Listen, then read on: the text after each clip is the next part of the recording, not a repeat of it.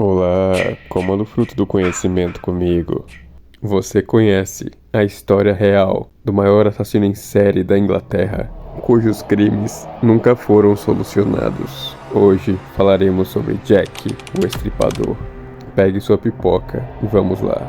Jack, o Estripador, é considerado o primeiro assassino em série da história moderna, e seu caso foi um dos primeiros a captar a atenção global da mídia.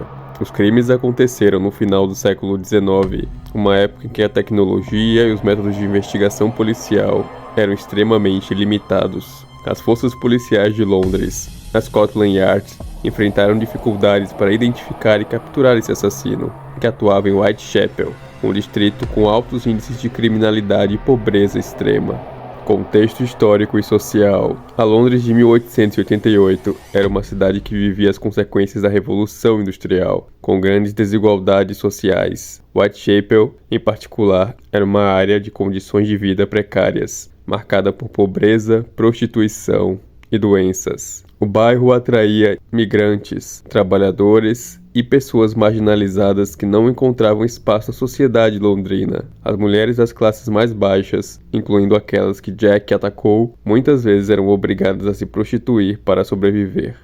As vítimas e o modus operandi. A brutalidade dos assassinatos de Jack destacava-se pelo grau de mutilação e pelos detalhes ritualísticos e sombrios que indicavam uma espécie de assinatura. Ele realizava cortes profundos na garganta das vítimas e mutilava partes do corpo, principalmente os órgãos internos. Isso sugeria um conhecimento mínimo de anatomia, ou ao menos uma habilidade incomum para causar ferimentos com precisão. Os assassinatos ocorriam em locais escuros e sem testemunhas, o que dificultava ainda mais o trabalho das autoridades. As 5 vítimas confirmadas, Mary Ann Nichols, Anne Chapman, Elizabeth Stride, Catherine Edwards e Mary Jane Kelly foram mortas em um período de 3 meses. No entanto, várias outras mortes antes e depois desse período oficial do reinado de Jack o Estripador levantaram suspeitas de que ele poderia ter cometido mais crimes. A psicologia de Jack. Embora os estudos de criminologia e psicologia criminal ainda fossem rudimentares no século XIX, os assassinatos de Jack levaram alguns pioneiros a formular teorias sobre a motivação do criminoso. Alguns especialistas acreditam que ele poderia ser um assassino missionário, alguém que via as vítimas como impuras devido à prostituição e, portanto, as matava como forma de purificação. Outros teorizam que Jack tinha motivações mais pessoais ou psicológicas, como sadismo e um desejo de infligir terror e dor. O seu perfil psicológico sugere uma mente perturbada, possivelmente sofrendo de algum transtorno grave. As cartas. Durante o período dos assassinatos, várias cartas foram enviadas à polícia e aos jornais, supostamente escritas pelo próprio Jack. Entre elas, 3 ganharam mais destaque: a Dear Boss, caro chefe, a Saucy Jack, Jack atrevido, e a carta From Hell, do inferno. A carta Dear Boss é famosa por conter o apelido Jack o Estripador, que se tornaria o nome pelo qual o assassino seria lembrado para sempre. No entanto, muitos historiadores acreditam que essas cartas podem ter sido forjadas por jornalistas ou pessoas que queriam atrair a atenção para o caso. A carta From Hell é a mais assustadora e controversa. Ela veio acompanhada de uma pequena caixa que continha metade de um rim humano, que o autor dizia ter retirado de uma de suas vítimas, Catherine Edwards. Essa carta é muitas vezes considerada genuína, devido à sua linguagem crua e à precisão dos detalhes dos crimes. Suspeitos e teorias. Ao longo dos anos, surgiram várias teorias sobre a identidade de Jack o Estripador, e muitos suspeitos foram apontados. Montague John Druitt, um advogado que se suicidou logo após os assassinatos. Ele era conhecido por ter problemas psicológicos, o que levantou suspeitas de que ele poderia ser o assassino.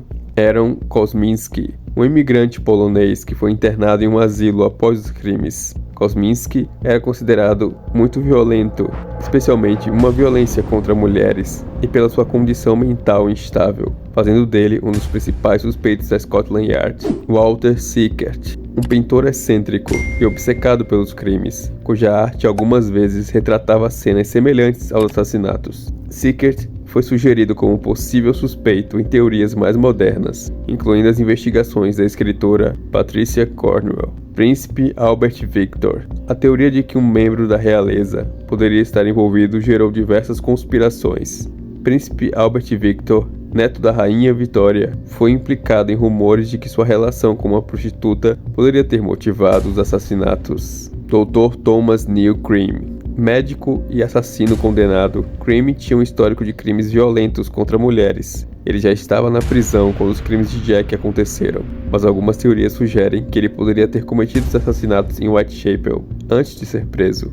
Teoria da conspiração maçônica. Algumas teorias defendem que os assassinatos foram parte de uma conspiração envolvendo a maçonaria. Segundo essa teoria, Jack o Estripador seria um membro da fraternidade e teria matado as mulheres para proteger os segredos da realeza britânica e da própria sociedade secreta. O legado e o impacto cultural. Jack o Estripador continua a fascinar e a intrigar a cultura pop. Suas ações se tornaram material para inúmeros livros, filmes, séries e estudos de criminologia. O mistério em torno de sua identidade permanece um dos maiores enigmas da história criminal desde 1888, atraindo desde amadores até investigadores profissionais. Os Ripperologistas, especialistas dedicados ao estudo de Jack, o Estripador, revisitam continuamente as evidências, e a cada década surgem novas teorias e análises sobre esse caso. Em 2014, uma análise de DNA ligou Aaron Kosminski aos assassinatos, mas muitos ainda questionam a precisão dessa prova. Como não há consenso, o mistério e a lenda de Jack ainda provocam debates, mantendo o assassino vivo no imaginário popular.